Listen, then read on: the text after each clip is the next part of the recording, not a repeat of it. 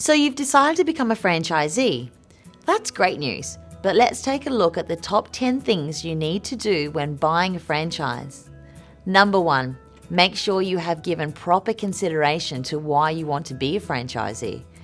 Are you just bored in your employment? Do you have a keen interest in the type of franchise you are looking at? Are you prepared to commit the next 5 to 10 years working only in that franchise before you can try another career path? Number 2, get clear on what kind of lifestyle you would have as a franchisee.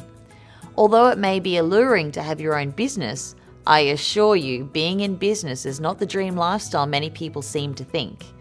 You will have many long days ahead where you cannot switch off from your business and go home the same way you generally can with a job. And your lifestyle may have a direct impact on your family and friends too, so it is important to be clear on what lifestyle you are comfortable with. Number 3, once you know what lifestyle you want, look at the various franchises available and consider whether each type of franchise requires you to put all of your efforts into running the franchise to the exclusion of any other interests, and which ones will allow you to have a manager to effectively run the business. Don't just choose the latest craze if it's not something that you don't have a genuine interest in.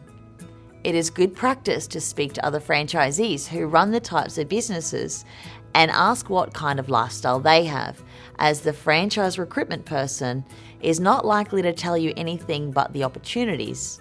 You need the whole story. Number 4, read the franchising guide, which is available on the ACCC website, so that you can get a good understanding of how franchising actually works. Some universities and colleges offer pre-franchising courses you may like to undertake. Number 5, once you have narrowed down which franchise systems would work best for your preferred lifestyle and interests, then you can approach the franchise recruitment divisions for more information.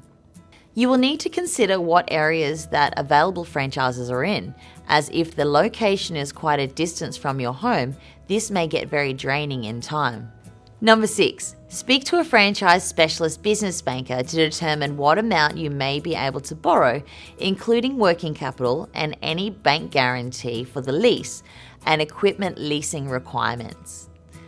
Number 7, once you have selected the franchise system and the proposed location, you can commence the application process.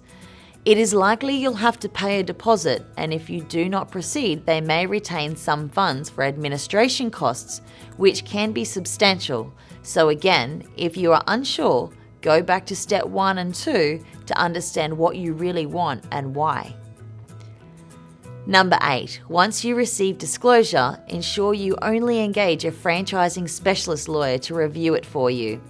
The money you spend on this may well save you many thousands of dollars down the track and from losing all of your investment. Often, lawyers who don't understand franchising will cost a lot more because they will take more time to review the agreements and understand the legal requirements. Number 9, make sure you also speak to an accountant who understands franchising so that they can give you proper advice on the financial aspects of the franchise offering, especially where you are buying a franchise from a franchisee. And number 10, if you are still unsure after signing all of the documents, you will still have the cooling off period under which you can terminate the agreement, keeping in mind you will have the administration costs, which are often substantial, come off your initial deposit.